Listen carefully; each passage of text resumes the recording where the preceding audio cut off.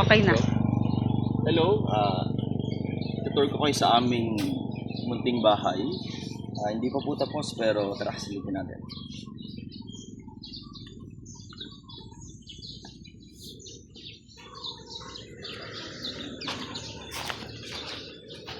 Mama ko nga po pala. At ang aking father-in-law, siya ang gumagawa ng tiles dito. At ang aking father. Ikutin muna natin sa gilid. Or mamaya na, sa loob muna tayo.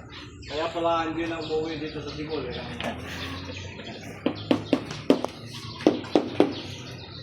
Comment si Dr. Raja, hoy, porong, nagagigit na rin.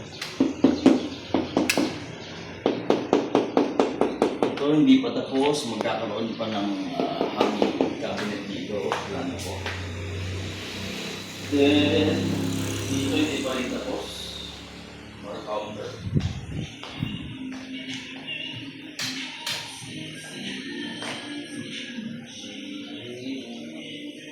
So, silipin muna natin dito. Dito, meron tayong beautiful view. Hindi pa rin tapos to. Bali, eto may extension pa for dirty kitchen. So, pansamantala lang muna to para makita yung magandang view. Okay, so let's go. Meron nga pala tayo ditong 3 rooms. Dito meron din na extension, di pa tapos. So, bali ngayon, parang exit lang siya sa kabilang side.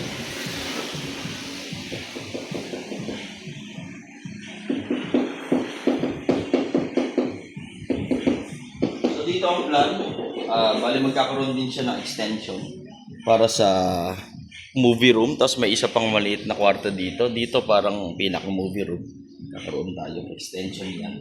Kasi mahaba pa naman yung lupa natin dyan. And dito tayo. So meron tayong 3 rooms. Ito nga pala yung guest room. So yung pinto hindi pa rin masyadong tapos. Wala pang budget.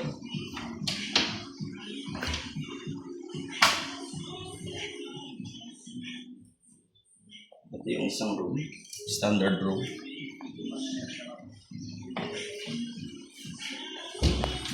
Ito naman yung bedroom number 1. Ito yung room ng father and mother ko.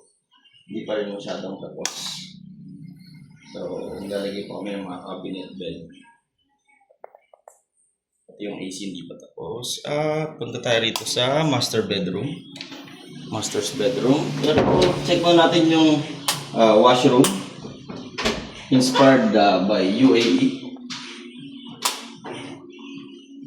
Ito guys, maganda siya, sensor to. So once na nakapatay ito, kahit nakapatay yung ilaw, basta naka-on to, once na may pumasok na tao, magbubukas to. So ito, Abu Dhabi inspired dito, magkakaroon ng salamin as a division. Siguro hanggang dito. Kalahati, para hindi pupunta yung tubig dito. And of course, our own room, master's bedroom. Yun, medyo malamig na rito kasi may AC na kami.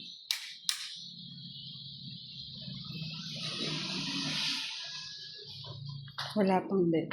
Wala pa ring bed, di pa kompleto yung gamit, ubos na budget. And syempre, inuna ko to. Ito, cosmos. Para may libangan tayo. Oh, arcade system. Ginawa lang din to ng father-in-law ko.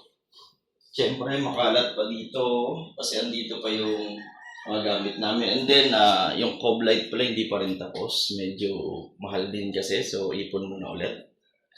Ipon-ipon muna. Dahan-dahan lang pagpapagawa ng bahay. Kung sa tingin mo mayaman ka, try mo magpagawa ng bahay, maghihirap ka. And ito yung washroom namin. So, kulang pa rin siya ng salamin na division. Salamin na division. At siyempre, nakatipid nga pala ako sa electricity dito. Lalo na sa electrical. Father ko yung nag-layout ng lahat ng yan, ng mga ilaw. Pati itong naggawa rin kami dito ng exhaust. So itong exhaust na to maganda to. Pag gumawa kayo ng exhaust dahil sobrang lamig dito, actually AC namin malaki para sa room. So exhaust to, patawid doon sa kabilang room. Lalamig doon. So, lalamig din doon. And then, ito gawa din ng father ko. Itong mga pin light na to, idea niya yan. Pati itong exhaust din dito kasi mainit sa CR. So, idea niya lahat yan. Cob light na lang talaga kulang. So, for now guys, yun muna. So, inshallah, this year matatapos ang kabuuan. Ipon muna ulit. Sana na-inspired kayo. Mag-ipon din kayo para magkaroon na kayo ng sariling bahay. Thank you!